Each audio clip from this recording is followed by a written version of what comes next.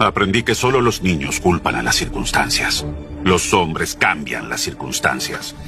No te debatas sobre qué eres, sino sobre qué puedes ser.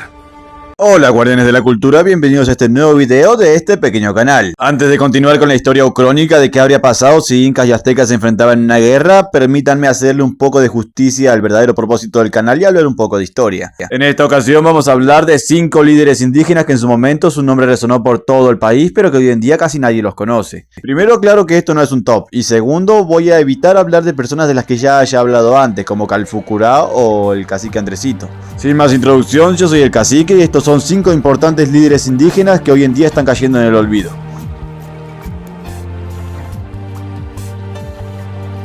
Francisco Inalicán vivió entre los años 1775 a 1823. A pesar de que dije que iba a hablar de héroes argentinos, tengo que aclarar que este no nació en la Argentina, sino en los parajes de La Imperial, actual localidad chilena.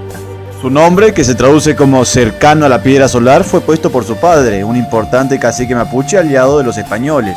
La amistad de su padre con las autoridades españolas le permitió al joven Francisco recibir formación académica en el Colegio Franciscano de Indígenas de la Tercera Orden. En sus estudios se destacó como un excelente alumno, mostrando un gran entendimiento por las escrituras y facilidad en hablar en múltiples lenguas. Además, antes de sus 20 ya era maestro en varios oficios.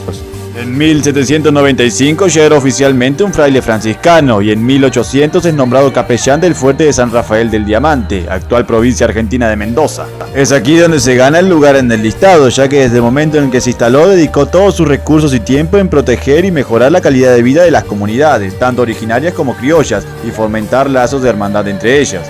En primera, organizando el aparcelamiento de un amplio número de hectáreas de tierra de hasta el momento virgen, convirtiéndolas en un fértil campo de cultivo. Aprovechando sus recursos como capellán, se hizo traer por parte de la iglesia semillas, herramientas, esquejes de árboles y demás recursos con los que delimitó terrenos y erigió talleres. Hecho esto, a los pueblos pehuenche, que eran los habitantes indígenas de la zona, les enseñó avanzadas técnicas de cultivo y el uso de herramientas de artesanía.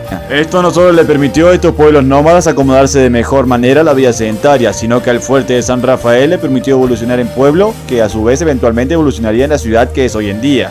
Pero esta no fue su mayor contribución a la patria, ni siquiera la más importante. En 1805 se traslada a la ciudad de Mendoza, oficiando de maestro de gramática y lengua para las comunidades originarias. Es aquí donde conoce y se hace íntimo amigo del general José de San Martín. Es a raíz de esta amistad que en 1810 se une a él en el proyecto de emancipación, y su apoyo resultaría vital para la campaña libertadora, siendo el intermediario entre San Martín y las comunidades pehuenche, mismas que revelarían a San Martín información clave para que éste pudiera lograr el cruce de los Andes, además de aportarle caballos y ganado para que pudiera lograrlo. Si bien su nombre fue parcialmente olvidado por la historia y muy pocos en el país conocen su nombre, lo cierto es que en la ciudad de San Rafael sí le han sabido rendir homenaje, poniéndole su nombre a una calle, un barrio, una plaza y en el centro de esta plaza un monumento con su imagen.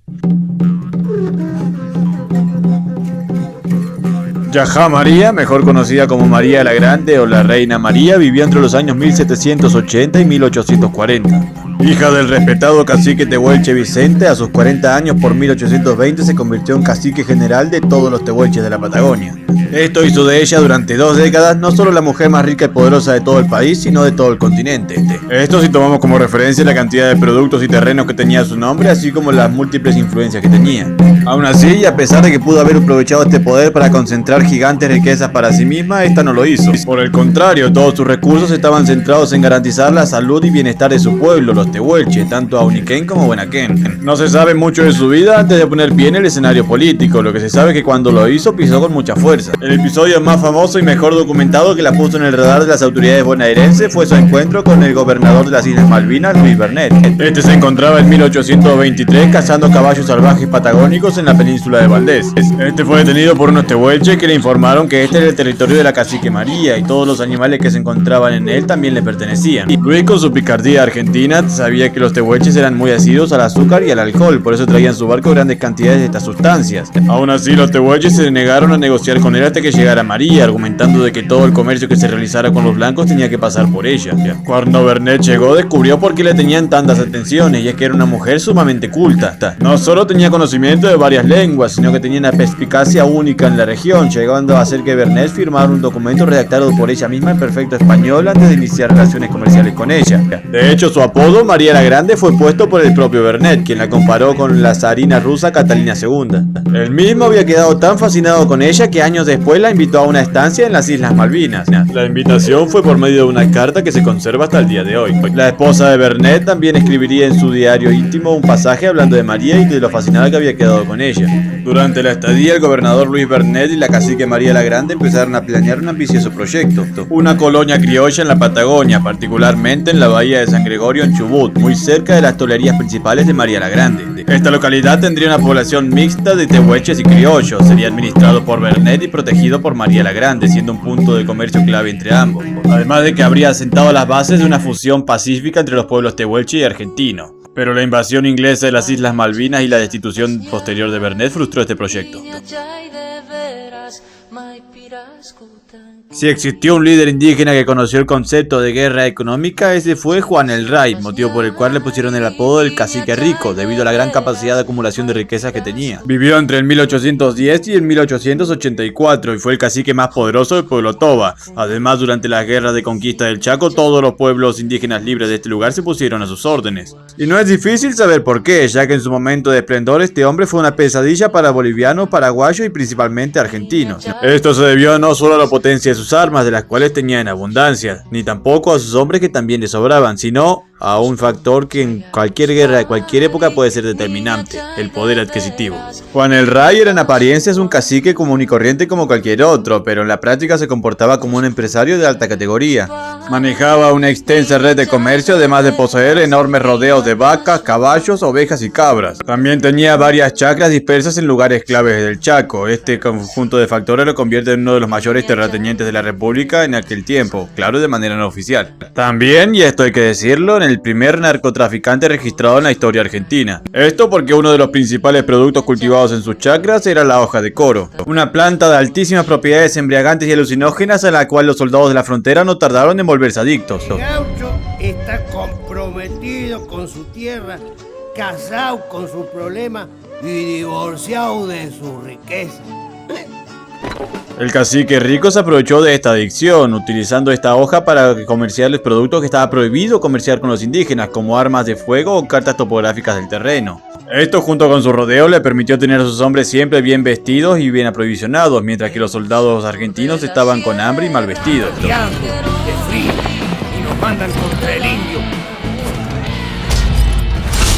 Sin embargo, hasta las leyendas envejecen. Mientras este hombre estaba vivo, el Chaco fue impenetrable, pero ya a sus casi 70 años estaba bastante debilitado para pelear y finalmente fue ultimado en una batalla. Tras su muerte, el 14 de junio de 1884, los demás caciques se dispersaron y el Chaco no tardó mucho en ser conquistado por las fuerzas nacionales.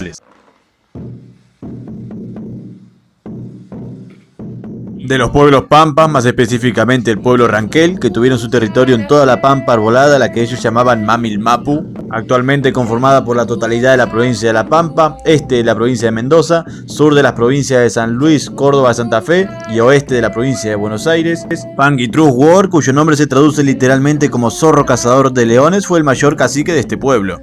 Vivió entre los años 1820 y 1877, llegando en 1858 a sus 38 años de edad a ocupar el cargo de cacique principal de las tribus ranquelinas. Una vez en este cargo se dedicó a obrar en favor de su pueblo hasta el día de su muerte. Para entender cómo lo hizo, debemos recordar que en aquellas épocas Chaco, Pampa y Patagonia eran territorios indígenas libres, pero como Argentina los reclamaba como propios, los principales caciques de esta zona tenían relevancia política y eran tomados en cuenta en el Consejo Nacional, obviamente no formando parte de este, pero este tomaba decisiones en base a ellos. Y Panguitrus, teniendo su territorio tan cerca de la frontera y estando al mando de una de las mayores fuerzas indígenas del territorio libre, era muy tomado en cuenta. Y es a través de este recurso que Panguitrus logró negociar innumerables beneficios para sus comunidades. Estos beneficios incluían la entrega trimestral de mercadería, ropa, muebles e incluso el tendido de comunicaciones estafetas para que puedan dar y recibir correspondencia, volviéndolo a los indígenas con las mejores condiciones de vida en los territorios libres, con la condición de que no entraran en guerra con el Estado Nacional. Y es que los ranqueles eran de los pueblos más temidos de La Pampa por su ferocidad y arrojo al combate, llegando incluso a circular rumores de que eran inmunes al miedo y al dolor, y que habían sido enviados por el diablo, aunque para estas épocas ya la mayoría de ellos eran cristianos. Y no solo ellos, el propio Pangitrus War era un maestro en el manejo de los recursos y el arte de la guerra avanzado, además de que era formidable para con sus enemigos. Y no es casualidad si tenemos en cuenta que su padre fue Painé War, uno de los guerreros más despiadados de la Pampa, y durante su temprana juventud también había sido un protegido de Juan Manuel de Rosas, un genio militar.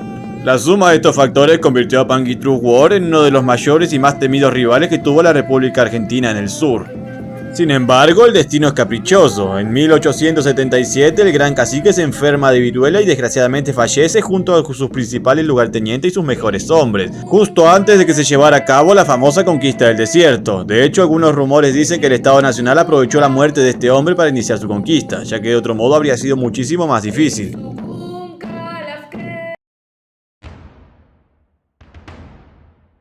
Sí, lo sé, soy plenamente consciente que hace un rato yo mismo dije que no hablaría de personas de las que ya hubiera hablado antes, pero ¿qué les puedo decir? Las hazañas de este hombre fueron impresionantes y aún así es uno de los más olvidados de la historia argentina. 2 videos en este canal hablando de él no llega a hacerle justicia. Vivió entre los años 1500 y 1580, llegando a ser curaca de Tolombón y por ende una de las mayores autoridades de los valles calchaquíes. Cuando los españoles llegaron a su territorio en 1536 los atacó inmediatamente y les demostró tener un dominio total del arte de la guerra.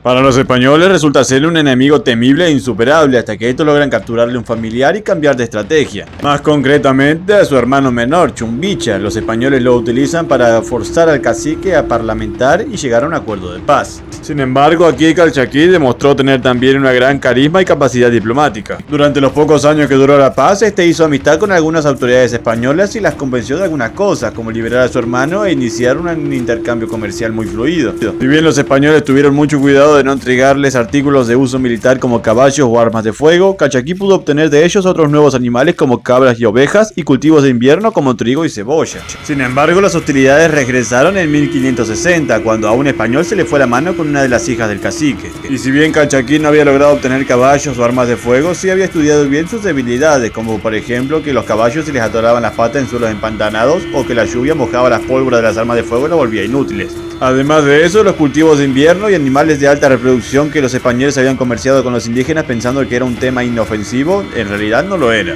Estas novedades en manos de productores expertos como los diaguitas les permitió maximizar sus reservas. Esto les permitió pasar de combatir únicamente en verano a estar en plena capacidad combativa durante todo el año, incluyendo en el invierno. Esta situación permitió a los flecheros de los valles ser uno de los pueblos que más ciudades le destruyó a los españoles y que más daño les hizo. A tal punto de que su líder, Juan Calchaquí, quedó registrado en la historia colonial como el perpetrador de una de las mayores tragedias de la conquista, la Primera Guerra Calchaquí. Y bueno amigos, eso es todo por hoy. No olviden dar like si el video les gustó, compártanlo para que el conocimiento pueda llegar a más personas y si quieren un video aparte hablando de una de estas personas en particular, háganmelo saber en los comentarios. También estén atentos al próximo video en el que voy a estar sacando la siguiente parte de la batalla crónica entre incas y aztecas. Sin más que decir, me despido. Recuerden, aquel que no sepa de dónde viene, poca idea tendrá a dónde pretende llegar. Cuídense mucho.